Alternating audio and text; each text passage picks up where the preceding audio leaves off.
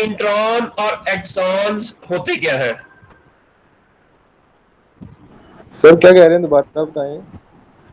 Sir introns जो है वो कोडिंग एरियाज हैं और एक्सॉन्स शायद नॉन कोडिंग है। अच्छा, व्हाट आर या इंट्रॉन एंड एक्सॉन्स? इंट्रॉन, ये बात आपने सही कही है कि एक्सॉन्स क्या होते हैं, ठीक हो गया। Intron and exons are the nucleotide sequences within the gene, ठीक है। कहाँ होती है? ये मैं आपको इसको विद इन द जीन्स होते हैं, ठीक हो गया। अच्छा ये देखिए यहाँ पर ये इंट्रॉन और removed by RNA splicing as RNA matures. ये देखे ना, ये है हमारे पास ये जो रेड है ये एक्सॉन है, ये जो ये ग्रीनिश टाइप है ये है इंट्रॉन, ठीक हो गया। और ये दोनों चीजें होती हैं ओपन रीडिंग फ्रेम के अंदर। कहाँ होती है? Open ending frame. ये देखिए यहाँ भी ये एक्सॉन्स है, ये इंट्रॉन है, ये एक्सॉन्स है, ये इंट्रॉन है, ये एक्सॉन्स है, ये इंट्रॉन है। ये डीएनए का जो अपना 3 पार्ट होते हैं ना जीन के, कितने? 3 पार्ट होते हैं। एक होते हैं प्रमोटर, एक होते हैं ऑपरेटिंग फ्रेम, एक होता है टर्मिनेटर, ठीक है। अच्छा, अब ये तीनों जो जीन के पार्ट हैं उसमें से जो मैसेंजर आरएनए वो सिर्फ ऑपरेटिंग फ्रेम से बनता है, ये तो पता ना आप लोगों को? Yes sir. अच्छा, अब मैसेंजर आरएनए जब बनता है तो उसके अंदर एक्सॉन, पहला जो मैसेंजर आरएनए होता है उसके अंदर एक्सॉन्स भी होते हैं, इंट्रॉन भी होते हैं। एक्सॉन्स भी होते हैं, इंट्रॉन भी होते हैं, ये देखो ना। अच्छा, लेकिन बाद में क्या होता है कि ये जो एक्सॉन्स है ना ये क्या हो जाते हैं, ये रिमूव हो जाते, इंट्रॉन रिमूव हो जाते, सॉरी, जो आपके इंट्रॉन है वो क्या हो जाते हैं, वो हो जाते हैं रिमूव। ये देखिए यहां इंट्रॉन सारे रिमूव हो गए। और इस प्रोसेस को कहते हैं आरएनए स्प्लाइसिंग। क्या कहते हैं इसको? RNA splicing. यहां भी ये देखो ना, ये एक्सॉन है, ये इंट्रॉन है, ठीक है। तो अब आपने ये देखे यहां भी देखो एक्सॉन, ये डीएनए है, ये प्रमोटर रीजन है, ये एक्सॉन्स है, ये इंट्रॉन से पीछे प्रमोटर है, इससे आगे टर्मिनेटर है, एक्सॉन्स है, ये ऑपरेटिंग फ्रेम है। यहां से जब मैसेंजर आरएनए बनेगा तो फिर एक्सॉन्स इंट्रॉन दरमियान में होगा, एक्सॉन्स है। अब हमने ना, अच्छा अब हमने ये मालूम करना है कि आपके जितने भी जीन्स हम आप लोगों ने आइसोलेट किए हैं या कैरेक्टराइज किए हैं अभी तक क्यूकम्बर में से और दूसरे ऑर्गेनिज्म से में से, आपने अब उन सब का ये एनालिसिस करना है कि उनके अंदर इंट्रॉन और एक्सॉन है कितने, फिर उसको इसी स्ट्रक्चर में डिस्प्ले करना है, ठीक है। उसके लिए अब और साथ में हमने इसके साथ फाइलोजेनेटिक ट्री भी ऐड करना है, ठीक है। उसके लिए हमें ना एक ऑनलाइन सॉफ्टवेयर है GSDS, ये है, ये आप देख लें, DS gene structure display server. ये मैं आपको लिंक इसका भेज देता हूं, ठीक है। यहां पर आप लोगों ने जाना है, ठीक है,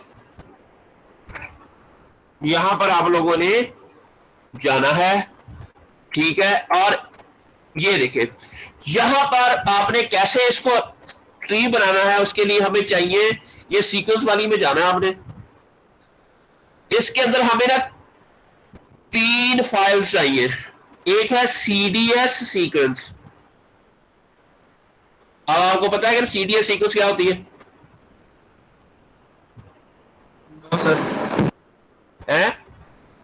यस सर। CDS कहते हैं कोडिंग सीक्वेंस। कोडिंग सीक्वेंस कौन सी होती है? ये वाली, ये जो मैसेंजर आरएनए की सीक्वेंस होती है ऐसे कोडिंग सीक्वेंस, एक्चुअली यही सीक्वेंस है जिससे प्रोटीन बनती है। इंट्रॉन से प्रोटीन नहीं बनती, एक्सॉन से बनती है। एक्चुअली ये CDS इसकी कोरस्पॉन्डिंग डीएनए के अंदर सीक्वेंस, उसे हम CDS सीक्वेंस कहते हैं। क्या कहते हैं? Coding sequence. Coding sequence. Coding sequence, हमें जितने भी आपके जीन्स हैं उन सब की कोडिंग सीक्वेंस चाहिए एक, ठीक है। और ये वाली सीक्वेंस चाहिए जिसके अंदर एक्सॉन और इंट्रॉन दोनों है, इसे जीनोमिक सीक्वेंस कहते हैं। इसे क्या कहते हैं? Genomic genomic sequence. जिसके अंदर ये दोनों हो, कोडिंग सीक्वेंस भी चाहिए, हमें जीनोमिक सीक्वेंस भी चाहिए, ठीक है। ये दो चीजें तो हमें चाहिए। ये देखें, ये हमें सीडीएस सीक्वेंस चाहिए और जीनोमिक सीक्वेंस चाहिए, ठीक है। और साथ में अगर आपने इसके साथ फाइलोजेनेटिक ट्री ऐड करना है तो यहां पर न्यूमेरिक फॉर्मेट में हम यहां पर ट्री ऐड कर देते हैं। इवन कुछ और फीचर भी अगर आप ऐड करना चाहते हैं तो वो भी ऐड कर देंगे, लेकिन फिलहाल हम सिर्फ फाइलोजेनेटिक ट्री ऐड करेंगे, जीनोमिक सीक्वेंस इधर पेस्ट करेंगे और साथ में कोडिंग सीक्वेंस। अब आपने उन तमाम जीन्स जो आपने करेक्टराइज किए हैं, ठीक है, सिर्फ उनका ही सीक्वेंस लेना है। जब आप डाउनलोड करोगे फाइटोसोम से, कुकम्बर से, अब आपने साथ में डाउनलोड करनी है। अब वो कैसे करेंगे? फाइटोसोम में आप जाओगे, पहले आपने की है CDS sequence download? No sir. नहीं की सर, है? सर क्यूकम्बर के कर लिए थे साथ में ही। अच्छा, कर लिए थे आपने। चलिए मैं आपको दोबारा बता देता हूं। आपने वैसे ही अब क्या करना है कि कोई भी फर्ज के सीक्वेंस है आप ली, आपने उसको ब्लास्ट किया, ये फर्ज किया, ये है फर्ज किया कह रहा हूं मैं, ये कॉपी की, ये इसमें के अंदर डोमेन निकाल के आपने ये डोमेन की सीक्वेंस कुकम्बर के अंदर ऐड की, वही काम ब्लास्ट किया, यहां पर जाके आपने प्रोटियोम लिखा और सेम उसी तरीके से अब आपने वो करके डाउनलोड कर लेनी है सीडीएस सीक्वेंस और जीनोमिक सीक्वेंस, दोनों ही आपकी इकट्ठी ही डाउनलोड हो जानी एक ही इधर से ही। आपने पहला जो कार्ट है वो आपने रिमूव कर देना है,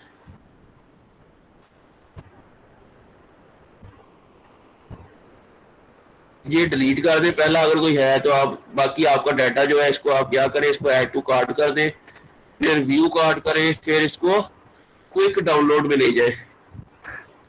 अब फिलहाल तो हम सारी सीक्वेंसेस ही डाउनलोड कर लेंगे, लेकिन अब ये देखो यहां पर क्लिक करेंगे तो सीडीएस सीक्वेंस आ जाएगी, ये डाउनलोड कर लिया आपने। साथ ही ये हो गया आपकी सीडीएस सीक्वेंस, ठीक है। साथ ही आपने क्विक डाउनलोड में जाके अब आपने जीनोमिक सीक्वेंस भी डाउनलोड कर लेनी है, ये वाली जीनोमिक सीक्वेंस, ठीक है। और इसको आपने डाउनलोड कर लेना है। अब आपके पास दोनों सीक्वेंसेस डाउनलोड हो गई। अब आपने ये जो करना है, शो इन अ फोल्डर,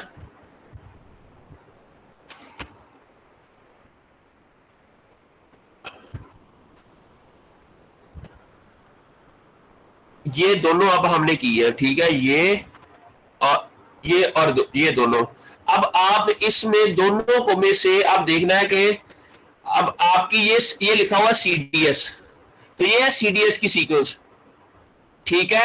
अब आपने अपना जो टेबल है ना बनाया आप लोगों ने, उसमें से जीन आईडी देखते जाना है और फर्ज किया ये वाला जो ये है ना, आपने जो टेबल बनाया उसके अंदर ये वाला जीन आईडी फर्ज किया आपका है 80 ICS1 का है, सच CS ICS1 का है, ठीक है। तो यहां पर भी आपने नाम ये है एंथ्रानिलीट ASA1 है, ये क्या है ASA1, तो इसको यहां आपने क्या कर दिया CSASA या CSICS इसका नाम है, वो जो आपके टेबल के अंदर बना हुआ है वही आपने इधर ऐड कर देना है, ठीक है। और जो आपके टेबल के अंदर सीक्वेंसेस नहीं है वो आपने डिस्कार्ड कर देनी है। नहीं लगी समझ? आगे समझ सर। ठीक है। सर जरा दोबारा बता दीजिए। जो अब आपने फर्ज किया, आपने किसी ने टेबल बनाया, किसी ने कोई यस ICS सर। बनाया, ये सर बना दिए। भेजिए मुझे। Okay sir.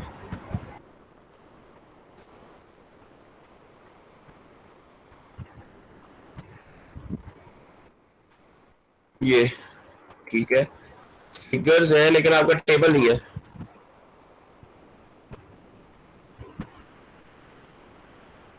अच्छा, अब आपने क्या करना है कि हर जगह सेम टाइटल रखना है। यहां पर अगर यहां पर CS-ICS-3 लिखा है तो जीनोमिक्स में भी पहली जो सीक्वेंस होगी उसका नाम यही होना चाहिए। सर भेज दिया टेबल आपको। मेरी बात की समझ आ रही है? अगर यहां पर CS-ICS-3 है तो दूसरी जगह जो आपका ये देखो ना, अब ये आ गया आपका जीनोमिक, ये CDS है। जीनोमिक वाला किधर रह गया? वो अभी मैंने उसको ओपन ही नहीं किया। ठीक है, मैंने डाउनलोड में, ठीक है। अब ये देखो, ये हमने कर लिया था, कौन सा किया अभी,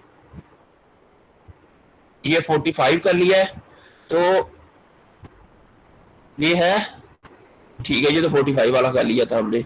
अब ये 46 वाला, ठीक है। इसमें भी अब हम क्या करेंगे कि इसमें भी पहले का नाम फर्ज किया, अगर वहां पर हमें यहां भी वही देखेंगे कि इसके अंदर क्या है, ये जीन आईडी है पहले वाला भी, वो भी CS-ICS-3 ही हो। अगर यहां पर ICS-3 है तो यहां भी ICS-3 ही होना चाहिए। अगर यहां पर ICS-4 है तो उधर भी ICS-4 होना चाहिए दूसरे नंबर पे। मेरी बात की समझ आई? नहीं लगी? सर है? सर नहीं आई। अच्छा चलिए, अभी टेबल आता है ना, टेबल आ गया इनका, इन्होंने भेजा है। अब ये देखें, क्योंकि टेबल के अंदर आपने सिर्फ वही सीक्वेंस रखी हुई है जो कैरेक्टराइज हुई है। फर्ज किया, अब CS-ICS-1 इसका एक सेशन नंबर है ये, ठीक है। अब आपने ये कॉपी किया और फिर आपने क्या किया कि Ctrl+F करके आपने ये ही पेस्ट करके फाइंड कर लिया। मुझे लगा जो पहला वाला हमने डिलीट किया ना वही है। सर वही है। Ctrl+F Ctrl+V, ये वही है, ये एग्जैक्टली। इट मींस ये जो इसका नाम है ना, ये देखो 3620, ये वही है। अब टेबल में इसका आईडी क्या है? CS-ICS-1, तो इसका भी हम आईडी रख देंगे CS, ये पूरा डिलीट करके यहां पर रख देंगे CS-ICS-1। अब टेबल के अंदर जो दूसरी सीक्वेंस है आपकी, ये टेबल बड़ा काम का है, इसलिए ये टेबल का जो दूसरी सीक्वेंस है 540, आईडी के ऊपर क्या आ रहा है? 540। अब आप देखें कि इसकी अगली वाली जो सीक्वेंस ये 540 है, ठीक है। अच्छा, अब आपने क्या करना है कि दूसरी वाली सीक्वेंस जो है इसको आप डिलीट करके यहां पर लिख दे CS-ICS-2। ठीक हो गया बच्चों? Yes sir. हेलो। इसी तरह आपने सब का दोनों में ऐसे ही करना है। इसमें भी अब दोनों में ऐसे ही करना है। जो सीक्वेंसेस आपकी टेबल के अंदर नहीं है वो आपने डिलीट कर देनी है। जो सीक्वेंसेस इसके टेबल, जो आपने टेबल बनाया है, क्योंकि ये आपने कैरेक्टराइज करके बनाया है, जो इसके अंदर है वो लिखेंगे, बाकी जो नहीं है वो हम क्या कर देंगे? डिस्कार्ड कर देंगे। सर एक अच्छा, सर जो हमने टेबल बनाना है, जैसे मेरा एडीएस है, तो सर मैं सिर्फ कुकुमा सर्टिफिकेट्स को ही बनाऊंगा, और जो ये मैंने जो दोनों जीन सीक्वेंसेस और जो डाउनलोड किया वो सिर्फ कुकुमा सर्टिफिकेट्स को ही करूंगा। अच्छा, अब इसके ऊपर ना थोड़ा सा मुझे इश्यू है कि आपके सीक्वेंसेस हैं बड़े छोटे छोटे सबके। आप सॉरी, कल मैंने कहा था कि आप सिर्फ कुकुमा सर्टिफिकेट्स का बनाएं, लेकिन आप सभी का बना लें, टेबल भी सभी की सीक्वेंसेस का, सभी सारा कुछ कर लें। नहीं लगी समझ? ठीक है सर। सर लग गई सर फिर सबका अलग अलग बनाने का, एक ही टेबल में सबको ऐड करते जाएं। आप ये है ना, इसके अंदर एक और कर ले, इस तरह टेबल एक ही होगा। अब इसके साथ ना आप एक कर ले, और फर्ज किया अब यहां पर एक और insert column to the left करके, ठीक है। अच्छा, अब यहां पर क्या कर लें कि यहां पर आप कर लें और इसको मर्ज कर दें, ठीक है। अच्छा, अब यहां पर लिखें ऑर्गेनिज्म नेम, या ऑर्गेनिज्म लिख दें, और ये चारों पौधे क्यूकम्बर के हैं, इसको मर्ज कर लें और यहां लिख दें क्यूकम्बर, ठीक है। इसके नीचे जितने भी आते जा रहे हैं, नहीं लगी समझ? सर आगे सर लग रही समझ। समझ। उन सब को बल्कि 4 सीक्वेंसेस आगे आ जाते हैं रैबिट ऑब्जर्व के, उन चारों को इकट्ठा करके और उसको फिर आप ऐसे कर ले, ठीक है। ऐसा कर ले, ये इतना आप तो ज्यादा 2-2 बंदे हो, एक बंदा एक पे कर ले, एक के बाद में कंबाइन कर ले उसको, तो बंदे आप काफी है इसलिए। अच्छा, इससे ना हमारा ना डाटा अच्छी तरीके से हम इसको वो कर लेंगे, फिर अंडरस्टैंड कर लेंगे अच्छे तरीके से। अच्छा, अब ये करने के बाद फिर आपने क्या करना है, मेरे पास ऑलरेडी कुछ सीडीएस और ये बनी पड़ी फाइल बनी पड़ी है, मैं उससे से ही करके आपको सिखा देता हूं, फिर आप अपनी अपनी सीक्वेंसेस का कर लीजिएगा। You understand? Yes sir. Yes sir. अच्छा, अब मैं जो है कल मैंने किसको पढ़ाया था ये, अच्छा इसमें होगा मुझे लगता है, इसमें होगा ये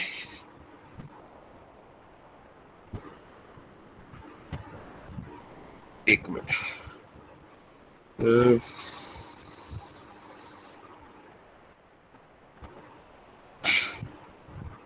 ट्री फाइलोजेनेटिक क्यूकम्बर डाटा, एक मिनट। सर वो जो पेपर आपने भेजा था एडिटिंग के लिए सर, उसमें बहुत सारा जो राइट प्रोटेक्टेड भी है। क्या कह रहे हो? जो पेपर आपने भेजा था एडिटिंग के लिए सर, उसमें से बहुत सारा हिस्सा जो पेपर का वो राइट प्रोटेक्शन लगी हुई है, वो एडिट नहीं हो रहा। अच्छा चले, मैं आपको एक और पेपर भेज देता हूँ, फिर उसमें से कर ले वो। ठीक है सर। अच्छा, अब ये देखो, ये सीडीएस, ये जीनोमिक सीक्वेंस है। अब ये देखें, अच्छा अब हमने क्या करना है, ये सीडीएस है, लेकिन ये वो फाइनल वाली नहीं है ना, कंबाइन की हुई है, जो जीनोमिक सीक्वेंस है। अच्छा, इसमें हमें एक मिनट में ना और तरफ जाता है, कहाँ पर हमें ये मिलेगी, ये डाटा हमें कहाँ से मिलेगा? सर अगर आपको जीनोमिक और सीडीएस चाहिए क्यूकम्बर का, तो मैंने वो अरेंज किया हुआ है, वो भेज दूं? हाँ भेज दे, दोनों भेज दे फिर मुझे, ओके सर। जीनोमिक और सीडीएस। अगर आपने सिर्फ चलो फिलहाल हाँ जी सर, जो 4 जीन्स आई थी उन्हीं का ही निकाला है बस। वो भेजिए मुझे, एग्जैक्टली वही भी चाहिए मुझे। Okay sir.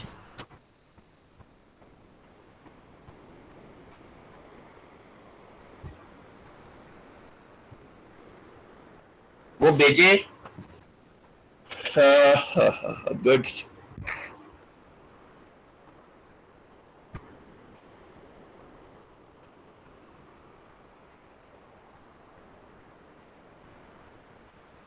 अच्छा, अब ये आ गया, ये जीनोमिक है, ठीक है। और आपका वो दूसरे वाला किधर है?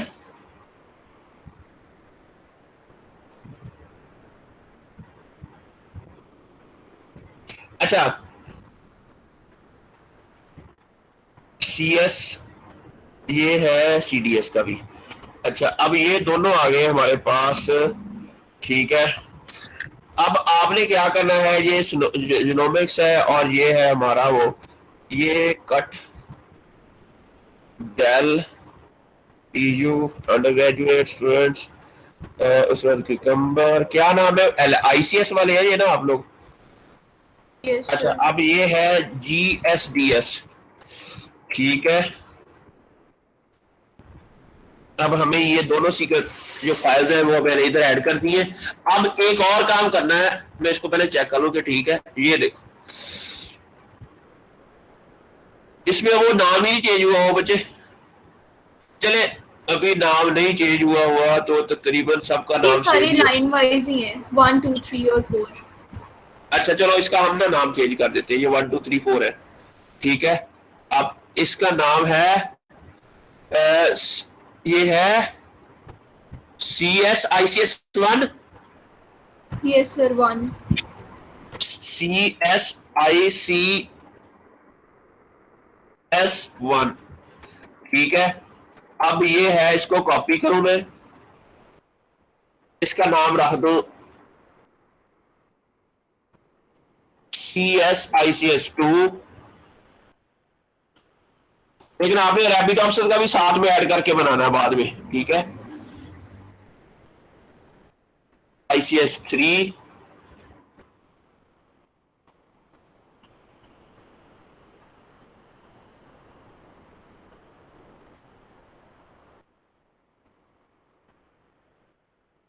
ICS4, ठीक हो गया। ये तो हो गया, इसको कंट्रोल S कर ले, सेव कर लिया आपने। अब इसी तरह इसको भी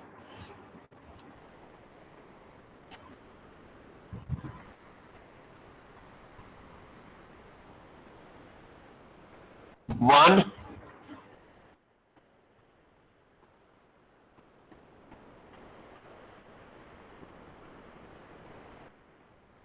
टू जीनोमिक के अंदर कौन कौन से सीक्वेंस है? 3। ये बच्चों उसके अंदर इंट्रॉन और एक्सॉन्स दोनों है, और जो CDS है उसके अंदर क्या है? Only exon. Exons. हाँ ठीक हो गया। अब आपने, ये हो गया। अब CDS में से या जीनोमिक्स में से कोई भी एक सीक्वेंस लेके ना कॉपी करके, फिलहाल आपने ना इसका ना फाइलोजेनेटिक ट्री बनाना है,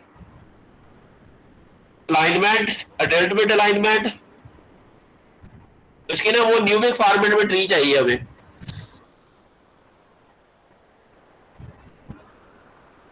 सर फिर इनके भी लेदा ट्रीज बनाने पड़ेंगे, बाकी स्पीशीज के भी।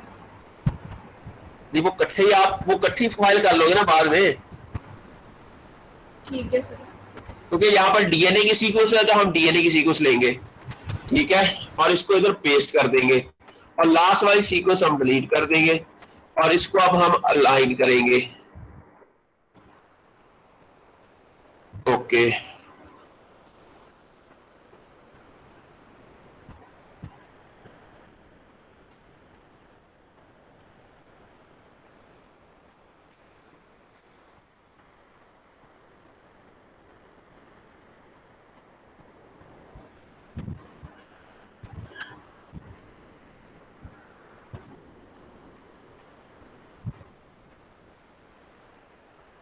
हो जाए यार। असल में ना पेप्टाइड सीक्वेंसेस जरा कम होती है लेंथ उसकी। DNA की तरह एक पेप्टाइड को, एक कोडान, कोडान 3 न्यूक्लियोटाइड का होता है, और ये वाला है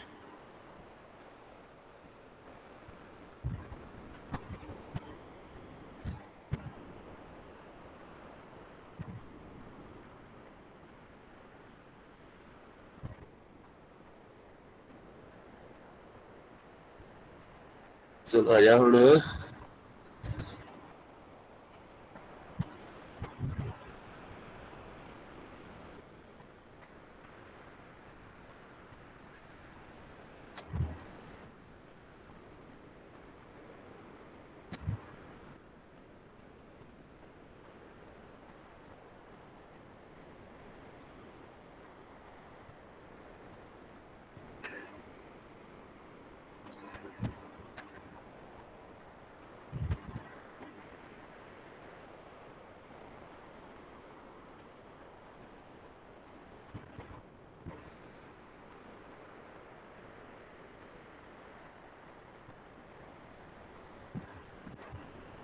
अब ये होगी अलाइनमेंट, ठीक है।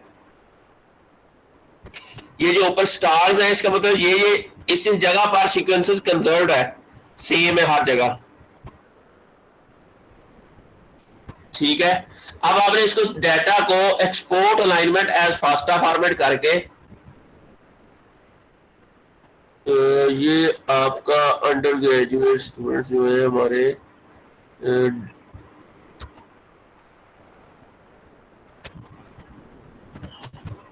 क्यूकम्बर ICS, ठीक है, इधर हम क्या देते हैं अलाइन, ठीक हो गया, इसको सेव कर दिया। अब आपने इसको कैंसिल कर दिया। अब आपने फाइलोजेनी में जाना है, यहाँ कोई भी ट्री बना ले, GSDS में अलाइन वाली जगह ले, ये वही है ना, ये न्यूक्लियोटाइड सीक्वेंस है, ठीक है, इसको ओके करें, यस स्टैंडर्ड, ये कह रहा है इससे प्रोटीन कोडिंग सीक्वेंस है, यस हमारा स्टैंडर्ड है, और इसको हम ओके कर दें, ठीक हो गया। It will take just a little bit time. अब ये हमारे पास ये सीक्वेंस आ गई है। अब आपने इसमें न्यूविक ट्री फॉर्मेट ये लेना है, बूटस्ट्रैप मेथड, ये वैल्यू शैल्यू सारी ऐड करके अब आपने इसको क्या करना है कि इसको कंट्रोल A कॉपी, ठीक है, न्यूविक ट्री का पता ना जी बच्चों, हेलो, जी सर, जी सर। ट्री का पता पता है ना सब।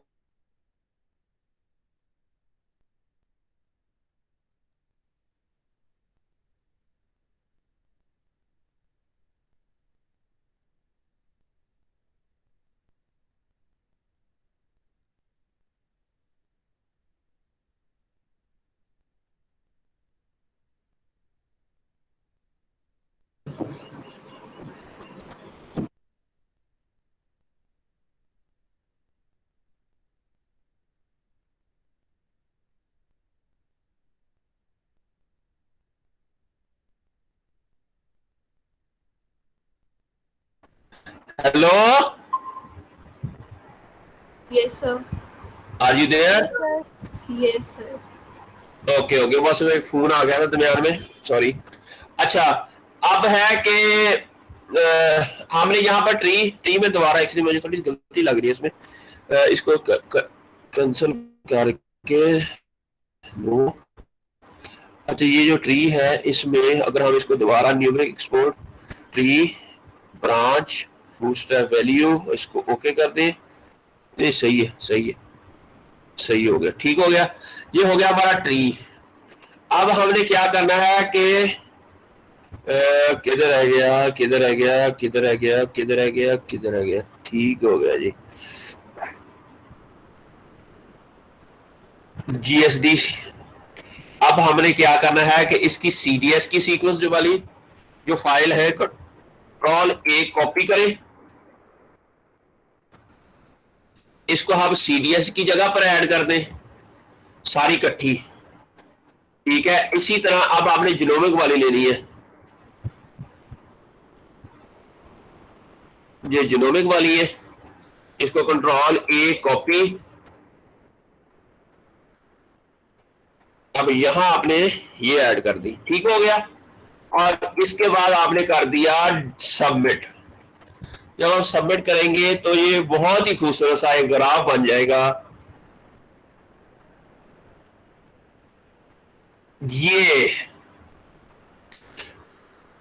अच्छा, अब इसके मतलब मुताबिक ये जो येलो है ना कलर, ये एक्सॉन्स है, ये जो ये लाइन है ये इंट्रॉन है, एक्सॉन्स है, इंट्रॉन है, एक्सॉन्स है, इंट्रॉन है, एक्सॉन्स है, इंट्रॉन है, एक्सॉन्स है, इंट्रॉन है।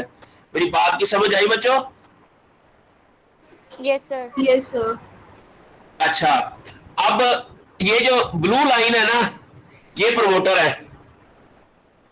और ये एंड वाली ब्लू लाइन जो है ये टर्मिनेटर है, ठीक है।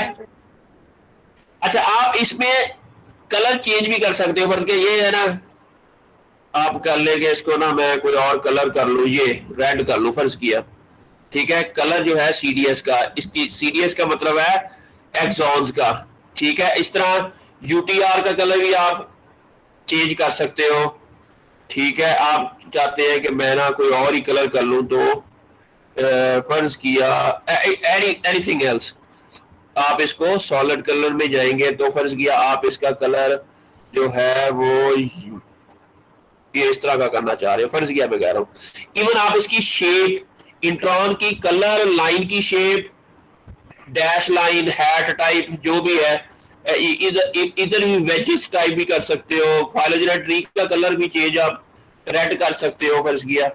अब आप ये सारा करने के बाद फिर आपने इसका करना है रीड्रा। रीड्रा करोगे तो ये देखो ना, इसका ये जो स्ट्रक्चर है ये है तो वही चीज ही, लेकिन शेप हो गई ना चेंज, बस समझ आई? Yes, sir. अच्छा, अगर आप जो आपको खूबसूरत लगे आपने वो शेप कर लेनी है। फिर आपने इसको सेव कर लेना है पीएनजी में भी और पीडीएफ दोनों में, ठीक है? पीएनजी में भी सेव करो, ठीक है, और पीडीएफ में भी ये सेव करके ये आपकी, और इसको आपने डाउनलोड कर लेना है ऐसे। ठीक हो गया? समझ आई? Yes, sir. जी सर. सर एक क्वेश्चन था सर। जी जी जी पूछे। सर ये सारी सीक्वेंस के टर्मिनेटर्स एक जैसे क्यों नहीं है? कुछ काफी ज्यादा लेंथी है, कुछ काफी ज्यादा स्मॉल है सर, ऐसा क्यों? उसको छोड़ो, हमें ना, हमारा काम यहाँ पर इंट्रॉन और एक्सॉन डिस्प्ले था, वो कोई मसला नहीं उसका। Okay sir, okay, thank you ठीक है। सर एक और बात बता दीजिए सर, वो जो हमने फाइटोसोम में जो जिस चीज को हमने ब्लास्ट किया सर, वो हम जो पी फैमिली डोमेन थी वो हमने ब्लास्ट करनी है। हाँ, वो जो पी फैम वाली सीक्वेंस जिसके अंदर हमने कोई डोमेन ली थी वो ब्लास्ट करनी है, एग्जैक्टली। ठीक है, अब आप ये सबकी बनाओ, सबकी ये कंबाइन बनानी है आपने, ये वाली जो चीज है ना, कोकम्बर जो भी है सबका, ताकि हमें ये पता चल जाए कि कौन सी सीक्वेंस किस ऑर्गेनिज्म के अंदर एक ही तरह की है। अगर फर्ज किया हमारे कोकम्बर की ICS 1 जो है और आपका वाटरमेलन का ICS 2, उनकी दोनों की ये स्ट्रक्चर सेम है, इंट्रॉन एक्सॉन, इट मीन ये दोनों कट्ठे कहीं, ये दोनों कट्ठे वाल्व हुए हैं, ये दोनों एक दूसरे के ऑर्थोलॉग हैं। भी आपको यही कंसेप्ट है ना कि जितनी भी स्पीशीज है इनके कॉमन इंसेस्टर थे। क्या थे? Common ancestors. तो इससे हमें ये अंदाजा, एवोल्यूशनरी बिहेवियर पता लग जाएगा कि किसी जीन का, कि ये जीन जो है ये डुप्लीकेट कब हुए हैं, ये कहीं इससे अपने से पिछली वाली स्पीशीज में डुप्लीकेट हुए हैं या इस स्पीशीज में आगे डुप्लीकेट हुए हैं। नहीं लगी समझ? एवोल्यूशन के थ्रू जब म्यूटेशन आती रहती है, फिर दो डिफरेंट स्पीशीज का आपस में क्रॉस होता है, उससे एक नई स्पीशीज बनती है, तो इस तरह, और उसके अंदर में म्यूटेशन आने से इसे स्पीशिएशन कहते हैं। ये शायद आपने प्लांट ब्रीडिंग एंड जेनेटिक्स में पढ़ा हो। ठीक है, मेरा काम है वो है ट्रेडिशनल जेनेटिक्स, मैं जो आपको पढ़ा रहा हूं ये है मोलेकुलर जेनेटिक्स। ठीक है, अब इससे हमें जीन के बिहेवियर का पता चलेगा, जीन की एवोल्यूशनरी हिस्ट्री का पता चलेगा। जब हम अब हमें यह भी पता चल जाएगा जो रैबिडोप्सिस के अंदर सीक्वेंसेस हैं और क्यूकुम्बर सेटिवस के अंदर डिफरेंसेस हैं या सेम है, उसको फिर हमें रिजल्ट्स और डिस्कशन लिखने में मजा आएगा। हमारे पास डाटा होगा, हमारे पास राइटअप के लिए मटेरियल होगा।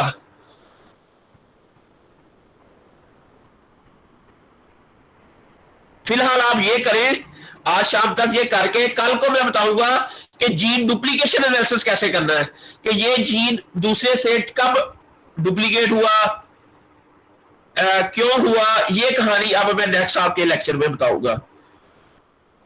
Okay sir. मैं ये वीडियो आपको भेज देता हूँ। ठीक है, आज का लेक्चर इतना सा ही काफी है, लेकिन बच्चों आप ना डेली लिया करो तो ज्यादा अच्छा है, क्योंकि अब आपके ना एनालिसिस मैं आपको बता दूं 3-4 ही रह गए हैं। ये देखिए, ये हो गया, ये कल ये हो जाएगा, फिर परसों सिस रेगुलेटरी एनालिसिस, फिर ये 3-4 ये एनालिसिस है, और इंशाल्लाह ये एक हफ्ते के अंदर हमारा काम कंप्लीट हो सकता है। फिर राइटअप रह जाएगा, राइटअप के बाद हमने सबमिट करवा देना पेपर। नहीं, राइटअप में इसलिए कह रहा हूँ साथ साथ करते जाए। ठीक है, तो एक बार आप सीख लो सारी चीजें, एक हफ्ता लगा के ना, ताकि ना चीजें आपके लिए इजी हो जाए।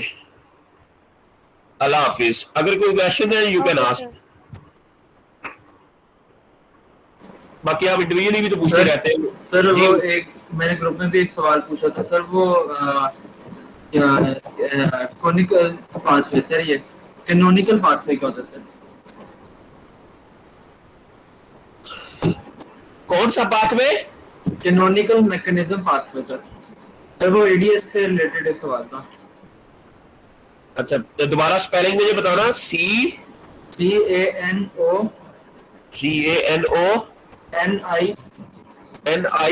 NICAL, ये सर। कैनोनिकल का मतलब होता है ordered by canon law. Canon law क्या होते हैं? अब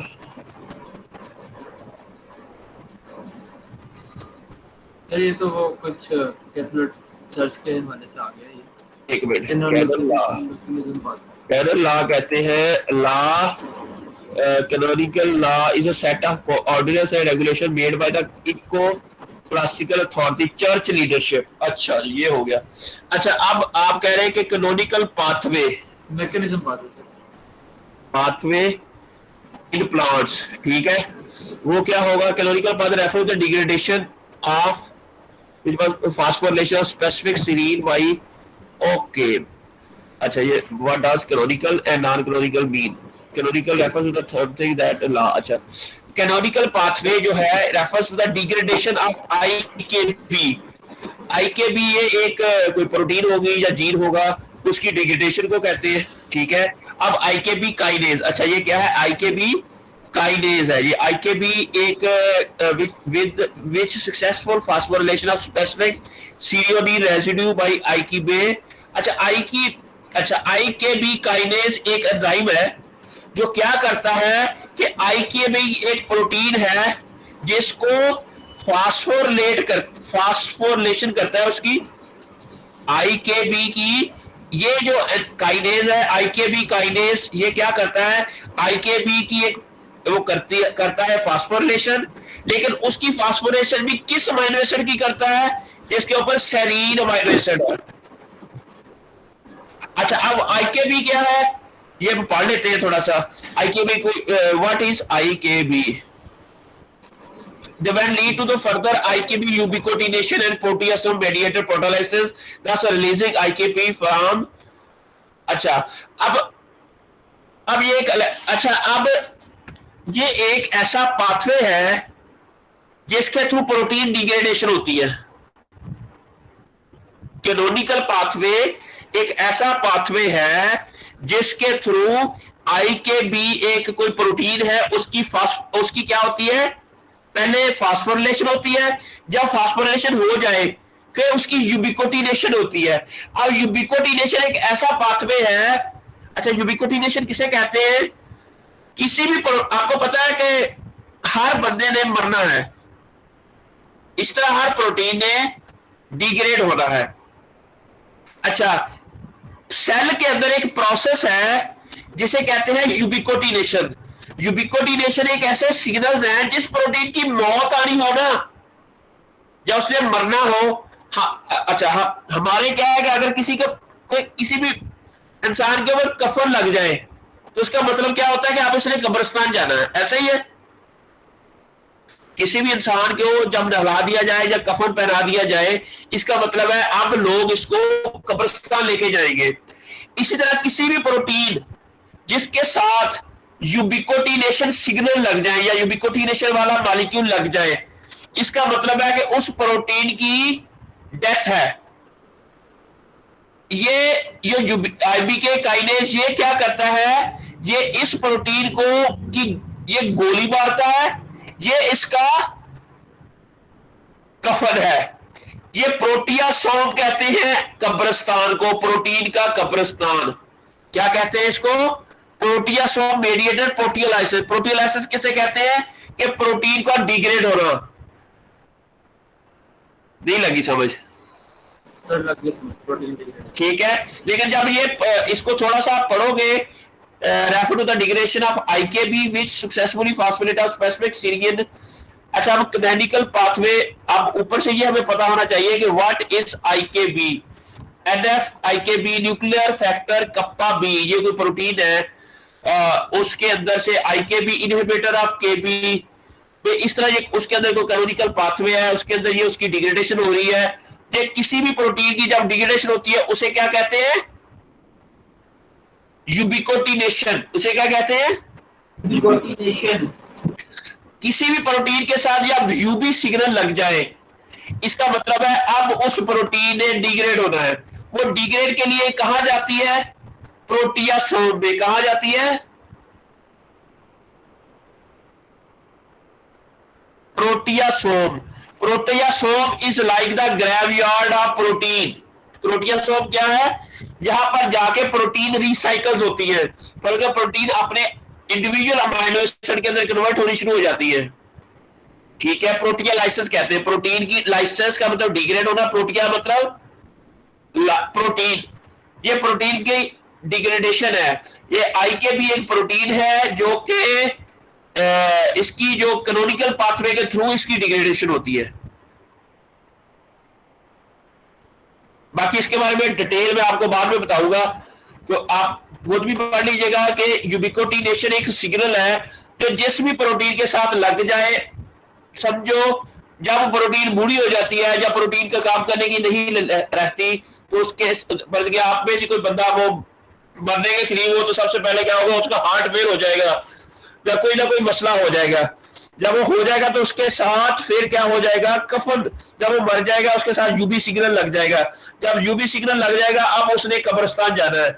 अब किसी भी प्रोटीन के साथ जब यूबी सिग्नल लग जाता है तो उसका मतलब है इस प्रोटीन की मौत आ गई है, ये फरिश्ता आ गया है। अब वो प्रोटीन कहां जाएगी? अपने ग्रेवयार्ड में। ग्रेवयार्ड क्या है प्रोटीन का? प्रोटियासोम। प्रोटियासोम में जाके प्रोटीन रिसाइकल्स होती है। रिसाइकल का मतलब है उसको इंडिविजुअल अमाइनो एसिड में कन्वर्ट होती है और दोबारा से वो प्रोटीन सिंथेसिस के अंदर अपना दोबारा से रिजुविनेट होती है प्रोटीन, वहां पर उसके अमाइनो एसिड जाते हैं। ये कहानी अब आप लोगों को समझ आ गई कि डिफेंस पाथवे के अंदर जब हाइपर सेंसिटिव रिस्पॉन्स होती है ना, तो ये प्रोटियासोम पाथवे बहुत एक्टिवेट होता है, क्योंकि ये प्रोटीन को डिग्रेड करना शुरू कर देता है। जब तमाम प्रोटीन डिग्रेड होने शुरू हो जाए तो प्रोग्राम सेल डेथ शुरू हो जाती है। जब प्रोग्राम सेल डेथ होती है तो उसी सेल के अंदर पैथोजन भी किल हो जाता है और पैथोजन आगे मूव नहीं करता। लेकिन पैथोजन बड़े चालाक हैं। उनके पास क्या होता है कि प्रोटियासोम को या यूबिकोटिनेशन पाथवे को इनहिबिट कर देते हैं।